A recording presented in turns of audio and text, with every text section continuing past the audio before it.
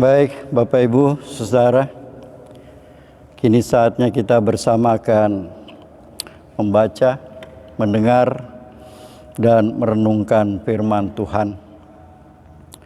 Sesuai dengan panduan dari Majelis Sinode Gereja Kristen Pasundan, untuk kebaktian kita saat ini pembacaan Alkitab terambil dari Injil Markus. Injil Markus pasal 6 ayat 14 sampai dengan 29. Injil Markus pasal 6 ayat 14 sampai dengan 29. Sebelumnya mari kita berdoa. Terpuji Engkau Allah Bapa di surga. Kami bersyukur padamu karena pada saat ini Tuhan kembali beri kesempatan kepada kami sekalian anak-anak-Mu untuk membaca, mendengar, dan merenungkan firman Tuhan. Allah Bapa di surga, kami sadari betul bahwa di dalam diri kami ada banyak kelemahan, keterbatasan, ketidakmampuan untuk dapat mengerti benar tentang firman-Mu. Oleh karenanya kami mohon, kiranya Tuhan kuasai setiap kami, supaya dengan kuasa Roh Kudus yang daripadamu, hati dan pikiran kami boleh dibukakan, dan kami dimampukan untuk dapat mengerti tentang firman-Mu ini. Dan juga kami dituntun untuk dapat menyatakan firman-Mu dalam kehidupan keseharian kami. Bapa di surga, pakai hamba-Mu ini, yang di dalam segala kelemahan, keterbatasannya, kiranya Engkau sendiri yang berkata-kata kepada jemaat Tuhan di tempat ini, memberikan kekuatan kepadanya untuk menyatakan kebenaran tentang firman. Kini kami anak-anak-Mu telah sedia untuk mendengar sabda-Mu ya Bapa, maka bersabdalah. Di dalam nama Tuhan Yesus kami berdoa. Amin. Injil Markus pasal 6 ayat 14 sampai dengan 29 ada di bawah judul Yohanes Pembaptis dibunuh. Ada tertulis begini: Raja Herodes juga mendengar tentang Yesus, sebab namanya sudah terkenal dan orang mengatakan Yohanes Pembaptis sudah bangkit dari antara orang mati, dan itulah sebabnya kuasa-kuasa itu bekerja di dalam dia. Yang lain mengatakan dia itu Elia. Yang lain lagi mengatakan dia itu seorang nabi sama seperti nabi-nabi yang terdahulu. Waktu Herodes mendengar hal itu, ia berkata, "Bukan, dia itu Yohanes yang sudah kupenggal kepalanya dan yang bangkit lagi." Sebab memang Herodeslah yang menyuruh orang menangkap Yohanes dan membelenggunya di penjara, berhubung dengan peristiwa Herodias, istri Filipus saudaranya, karena Herodes telah mengambilnya sebagai istri. Karena Yohanes pernah menegur Herodes, "Tidak halal engkau mengambil istri saudaramu." Karena itu Herodias menaruh dendam pada Yohanes dan bermaksud untuk membunuh dia, tetapi tidak dapat, sebab Herodes segan akan Yohanes karena ia tahu bahwa Yohanes adalah orang yang benar dan suci. Jadi ia melindunginya. Tetapi apabila ia mendengarkan Yohanes, hatinya selalu terombang-ambing. Namun ia merasa senang juga mendengarkan dia. Akhirnya tiba juga kesempatan yang baik bagi Herodias ketika Herodes pada hari ulang tahunnya mengadakan perjamuan untuk pembesar-pembesarnya, perwira-perwiranya, dan orang-orang terkemuka di Galilea. Pada waktu itu anak perempuan Herodias tampil lalu menari, dan ia menyukakan hati Herodes dan tamu-tamunya. Raja berkata kepada gadis itu, minta daripadaku apa saja yang kau ingini, maka akan kuberikan kepadamu. Lalu bersumpah kepadanya, apa saja yang kau minta akan kuberikan kepadamu, sekalipun setengah dari kerajaan. Anak itu pergi dan menanyakan ibunya, apa yang harus kuminta? Jawabnya, kepala Yohanes Pembaptis. Maka cepat-cepat ia pergi kepada raja dan meminta, aku mau supaya sekarang juga engkau berikan kepadaku kepala Yohanes Pembaptis di sebuah talam. Lalu sangat sedihlah hati raja, tetapi karena sumpahnya dan karena tamu-tamunya, ia tidak mau menolaknya. Raja segera menyuruh seorang pengawal dengan perintah supaya mengambil kepala Yohanes. Orang itu pergi dan memenggal kepala Yohanes di penjara. Ia membawa kepala itu di sebuah talam dan memberikannya kepada gadis itu, dan gadis itu memberikannya pula kepada ibunya. Ketika murid-murid Yohanes mendengar hal itu, mereka datang dan mengambil mayatnya, lalu membaringkannya dalam kuburan. Sidang jemaat yang kasih Tuhan, sampai sedemikian jauh pembacaan firman Tuhan. Yang berbahagia adalah kita yang mendengar dan memelihara firman dalam kehidupan seharian kita. Haleluya. Bapak Ibu Saudara, tanggal 11 Juli pada tiap tahunnya diperingati sebagai Hari Pekabaran Injil GKP. Pada tahun ini, tanggal 11 Juli bertepatan dengan hari Minggu. Maka Bapak Ibu, dalam kebaktiannya, seluruh jemaat bagian GKP memperingatinya. Kita bersyukur kepada Tuhan yang melalui orang tua, kakek, nenek, moyang kita yang telah dipanggil melalui pemberitaan Injil, yang akhirnya panggilan itu sampai juga kepada kita.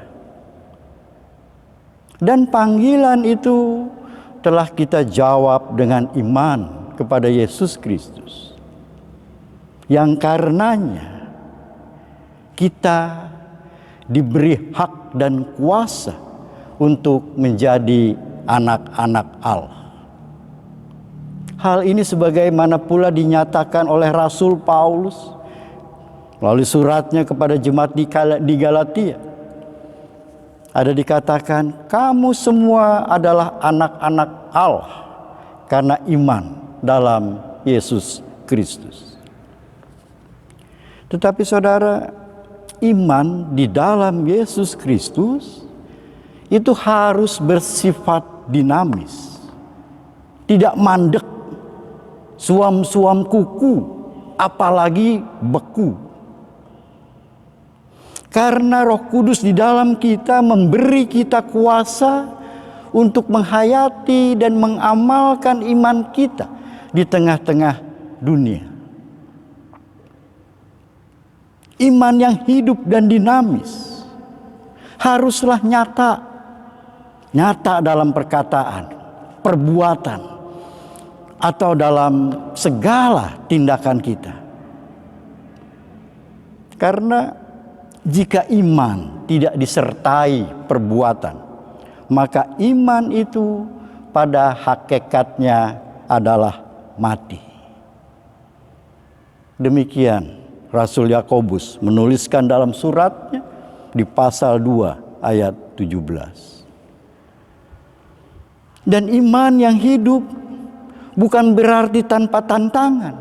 Iman yang hidup bukan berarti tanpa rintangan dan pencobaan. Justru saudara, dalam era sekarang ini, era modernisasi dan globalisasi, iman orang percaya menghadapi banyak tantangan dan cobaan. Ditambah berbagai kesulitan karena sekarang ini adanya pandemi COVID-19. virus yang mengancam dan menghancurkan berbagai segi kehidupan. Nah, semua itu dapat menggerogoti iman orang percaya. Dan bukanlah suatu kebetulan kalau tema renungan kita pada hari ini mengarahkan kita untuk menjadi saksi yang setia.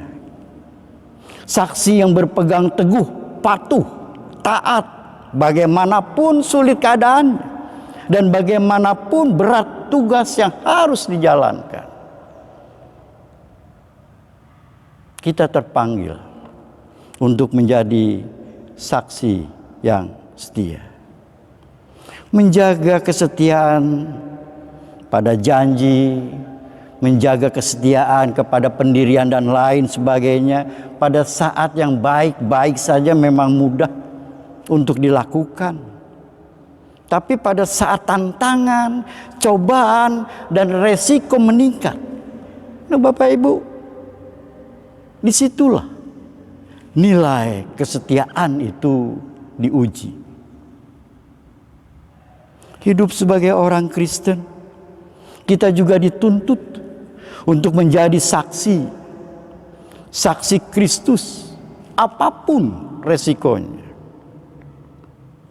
Setia menjadi saksi dibuktikan oleh Yohanes Pembaptis yang rela berkorban, bahkan mati untuk pendirian dan keyakinannya akan kebenaran tentang Allah. Saudara, terungkapnya kisah pengorbanan Yohanes Pembaptis dimulai ketika Herodes, raja atas wilayah Galilea dan Perea itu, yang mendengar tentang Yesus yang disebutkan oleh banyak orang dengan berbagai nama, yaitu sebagai Yohanes Pembaptis yang sudah mati tapi bangkit dari antara orang mati. Ada juga yang mengatakan bahwa bahwa Yesus itu adalah Elia. Yang lainnya bilang dia itu seorang nabi, sama seperti nabi-nabi yang terdahulu. Itu pendapat orang yang didengar oleh Herodes. Mendengar semua yang dikatakan orang tentang Yesus itu, Herodes sendiri punya keyakinan dan menyimpulkan bahwa Yesus adalah Yohanes Pembaptis. Yohanes Pembaptis yang atas perintahnya sudah dipenggal kepalanya. Peristiwa pembunuhan Yohanes Pembaptis dengan cara dipenggal kepalanya bermula saat Herodes memperistri Herodias, istri saudaranya Filipus. Atas peristiwa itu, Yohanes Pembaptis menegur Herodes dengan mengatakan, tidak halal engkau mengambil istri saudaramu. Karena itulah Herodes menyuruh Yohanes Pembaptis ditangkap, kemudian membelenggunya di dalam penjara. Sekalipun demikian, Bapak Ibu Saudara, sesungguhnya Herodes sangat menghormati Yohanes. Menghormati Yohanes karena ia tahu bahwa Yohanes Pembaptis adalah orang yang benar, yang suci. Ia akrab dengan Yohanes. Dia sering ngobrol. Dia sering kali berbincang-bincang. Dia suka mendengarkan Yohanes. Oleh karena itu, ia berusaha untuk melindunginya. Namun, tidak demikian dengan Herodias. Karena teguran Yohanes Pembaptis itu, ia justru yang sangat dendam.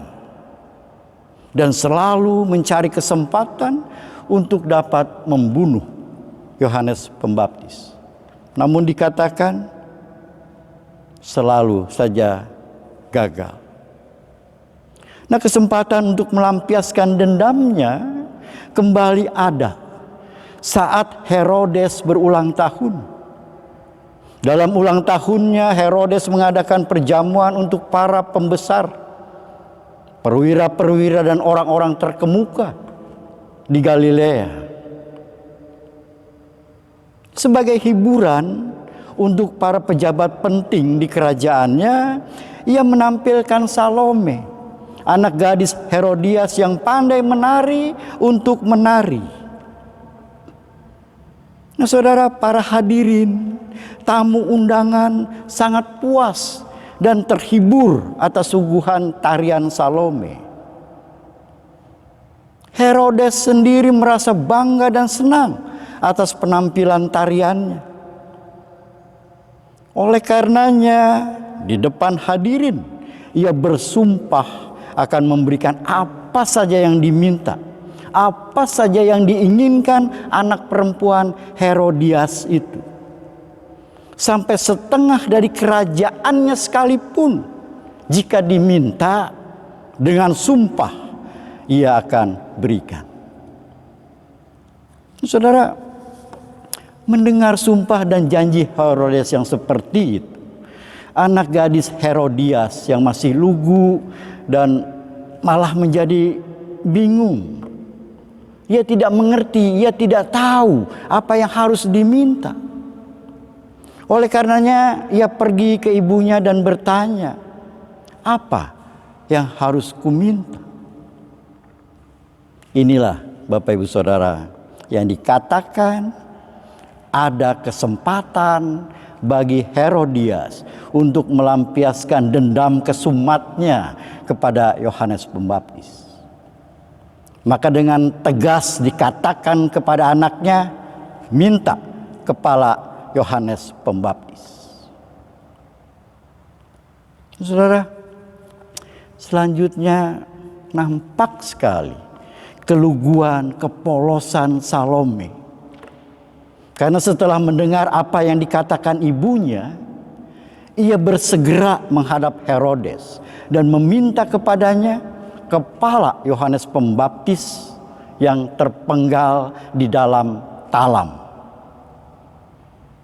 Permintaan ini sungguh adalah permintaan ibunya, bukan berangkat dari keinginannya, berangkat dari Herodias yang sudah punya dendam lama kepada Yohanes Pembaptis.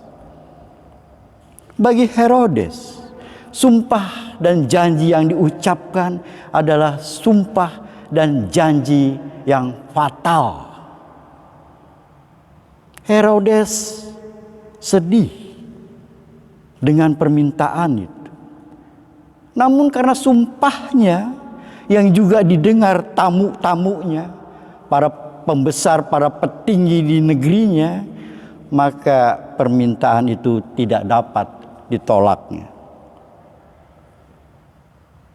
Saudara, menghadapi pelanggaran moral Raja Herodes yang mengambil istri saudaranya untuk dijadikan istrinya, Yohanes bisa saja memilih diam untuk mencari aman, tidak menegurnya. Bisa dia lakukan itu. Namun Yohanes setia untuk melakukan tugasnya menyampaikan kebenaran, walaupun resikonya itu tidak ringan. Dibelenggu, dipenjara, sampai karena dendam, kematian diterimanya dengan cara dipenggal kepalanya. Sama seperti Yohanes Pembaptis, sebagai pengikut Kristus, orang-orang percaya dituntut untuk setia menjadi saksi. Menjadi saksi memberitakan kebenaran Allah. Menjadikan hidup teladan dan kasih. Namun sekali lagi Bapak Ibu Saudara, setia menjadi saksi mengandung resiko. karena setia menjadi saksi sebagai Kristen kemudian dibenci. Karena Kristen kemudian dimusuhi, dirampok, dan dibunuh mati.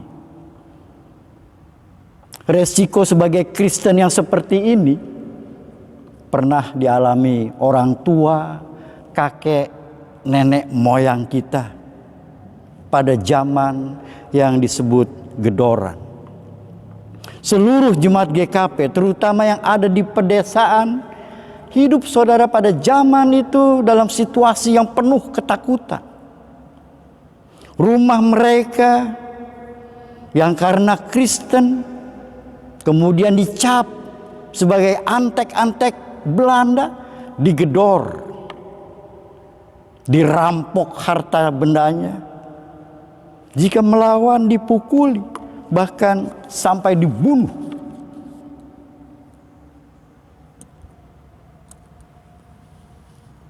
Bapak, Ibu, dan saudara, andai saja orang tua kita, kakek, nenek moyang kita dalam tekanan yang berat, dalam resiko yang tinggi, tidak setia dalam imannya, maka dapat dipastikan kita yang hidup di zaman sekarang ini tidak akan pernah mendengar panggilan Tuhan melalui pemberitaan Injil.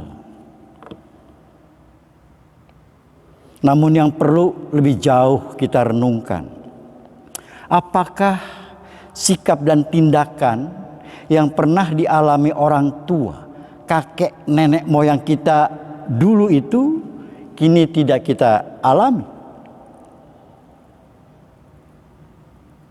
Secara belak-belakan di atas permukaan memang tidak, saudara. Tapi bibit-bibit kebencian, bibit-bibit ketidaksukaan pada kekristenan masih ada.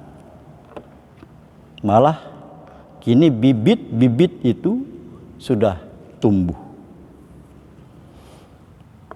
Mungkin banyak orang Kristen yang merenung ketika mendengar tindak kekejaman para teroris, sasarannya kebanyakan gereja, baik yang Katolik maupun yang Protestan.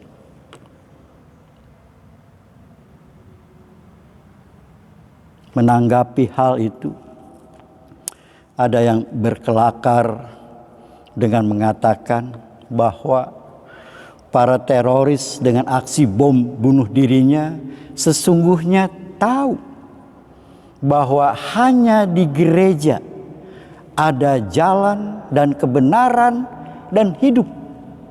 Oleh karena itu mereka rela mati di gereja.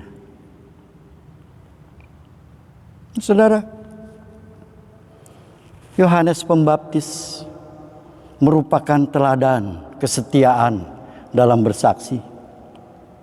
Ia berani berhadapan dengan Raja Herodes yang kejam untuk menyampaikan kebenaran, memberikan teguran kepadanya, yang dia sendiri tahu apa resikonya dan siap untuk menanggung semua itu.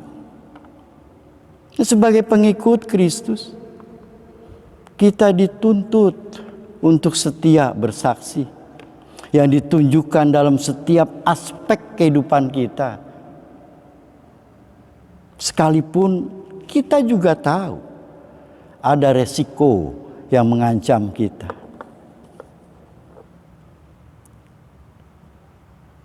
Rasul Paulus kepada anak rohaninya Timotius mengatakan, beritakanlah Injil, beritakanlah firman, siap sedialah baik atau tidak baik waktunya. Dan ketahuilah bahwa Tuhan Yesus menyertai kita senantiasa sampai kepada akhir zaman. Nah, Bapak Ibu Saudara, saat ini dalam rangka kita memperingati Hari Pekabaran Injil Gereja Kristen Pasundan. Kita sebagai bagian dari Gereja Kristen Pasundan diajak untuk terus-menerus memberitakan kebenaran tentang Allah. Walaupun sekali lagi untuk hal itu ada resikonya. Namun dalam keyakinan kita boleh mengatakan bahwa Tuhan sendiri, Yesus Kristus sendiri akan menyertai kita senantiasa tanpa ada waktu di mana Dia berpisah daripada kita. Akan berjalan bersama dengan kita sampai kepada akhir zaman. Biarlah semua kita menjadi saksi yang setia. Tuhan memberkati kita. Amin. Kini saatnya Bapak Ibu Saudara, kita bersama akan menaikkan doa syafaat. Dan nanti kita akhiri doa syafaat kita dengan bersama pula mengucapkan doa Bapa kami. Mari kita berdoa. Terpuji Engkau Allah Bapa di surga, kami sungguh bersyukur padamu. Karena dari kebaktian yang kami lakukan pada saat ini, walaupun kami tidak dapat bertatap muka secara langsung, tapi kami boleh mendengar kebenaran tentang firman-Mu ya Bapa, melalui media yang ada, yang mengajak setiap kami bagian dari Gereja Kristen Pasundan, yang pada hari ini memperingati Pekabaran Injil. Mengajak kami sekalian untuk terus-menerus menyuarakan kebenaran tentang Engkau ya Allah Bapa kepada siapapun. Walaupun dari firman-Mu pada saat ini kami boleh tahu untuk menyatakan kebenaran itu penuh resiko. Namun sebagai teladan, kami mau mengikuti apa yang dilakukan oleh Yohanes Pembaptis. Dia tidak undur, dia tidak takut. Bahkan dia berani menegur raja ketika raja itu salah. Walaupun resikonya berat bagi dia. Ini teladan bagi kami. Dan kiranya dengan ini kami diberikan kekuatan kepada Engkau ya Allah Bapa untuk terus-menerus menyatakan kebenaran tentang Engkau. Kami dimampukan untuk memberitakan Injil dimanapun Tuhan tempatkan kami. Sertai dan berkati kami. Kami pegang janji-Mu ya Tuhan Yesus, bahwa Engkau akan senantiasa menyertai kami sampai kepada kesudahan zaman. Terima kasih Allah Bapa di surga atas berkat firman-Mu. Kini kami bersatu hati mau berdoa pada anak-anak Tuhan yang pada saat ini ada dalam keadaan sakit. Kiranya Kau sendiri datang menjamah mereka. Kiranya dengan jamahan-Mu ya Bapa, harapan kami terhadap mereka sebagai saudara bersaudara dapat terwujud. Mereka dipulihkan, dikuatkan, disegarkan kembali tubuh jasmani mereka. Mereka terlepas dari sakit penyakitnya dan boleh bergiat dalam kesehariannya dengan tubuh yang sehat. Kami serahkan keberadaan anak-anak-Mu yang ada dalam keadaan sakit ke dalam tangan kuasa dan pertolongan Engkau saja, ya Allah Bapa.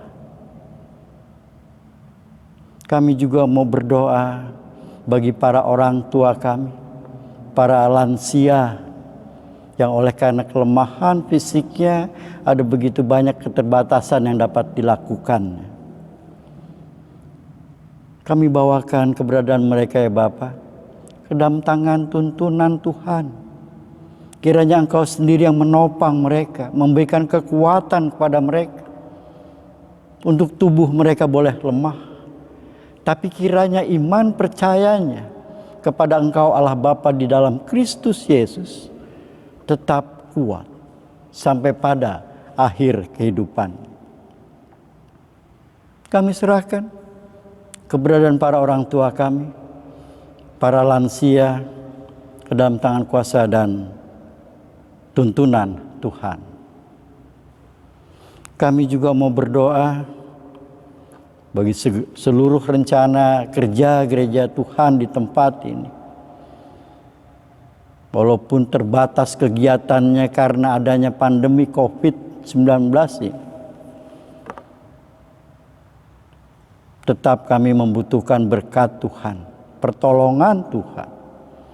Manakala kami, gerejamu di sini, mau menyatakan kasih kepada siapapun di antara kami, yang tertuang di dalam segala rencana kerja gereja Tuhan di tempat ini.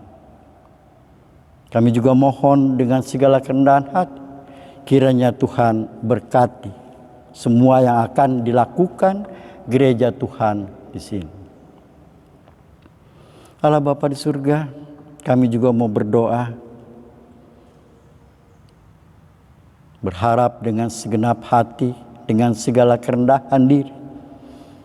Kiranya juga Tuhan bantu kami, tolong kami, manakala kami sebagai anak-anak diperhadapkan pada situasi yang secara kemanusiaan menakutkan.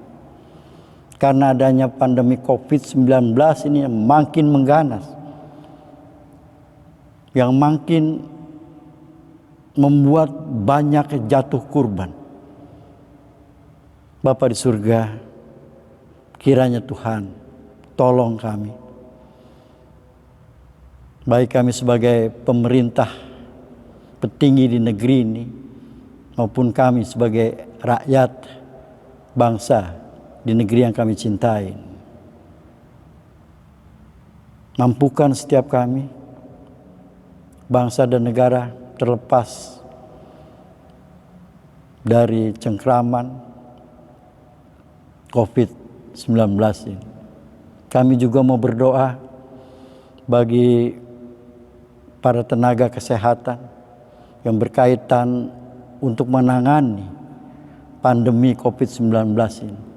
Kiranya juga Tuhan berkati mereka, Tuhan sertai mereka, Tuhan cukupkan apa yang mereka butuhkan dalam kerja mereka untuk menolong, untuk membantu kepada siapapun yang terpapar virus ini. Kami serahkan dalam doa kami ini ya Bapa, para tenaga kesehatan yang terlibat langsung menangani virus ini ke dalam tangan kuasa dan pengasihan Tuhan. Allah Bapa di surga, inilah seru syafaat kami yang seluruhnya kami naikkan hanya di dalam nama Tuhan Yesus. Dan di dalam nama itu juga kami hendak berdoa seperti yang diajarkannya kepada kami. Bapa kami yang di sorga, dikuduskanlah namamu, datanglah kerajaanmu, jadilah kehendak-Mu di bumi seperti di sorga. Berikanlah kami pada hari ini makanan kami yang secukupnya, dan ampunilah kami akan kesalahan kami, seperti kami juga mengampuni orang yang bersalah pada kami. Dan janganlah membawa kami ke dalam pencobaan, tapi lepaskanlah kami daripada yang jahat, karena Engkaulah yang punya kerajaan dan kuasa dan kemuliaan sampai selama-lamanya. Amin.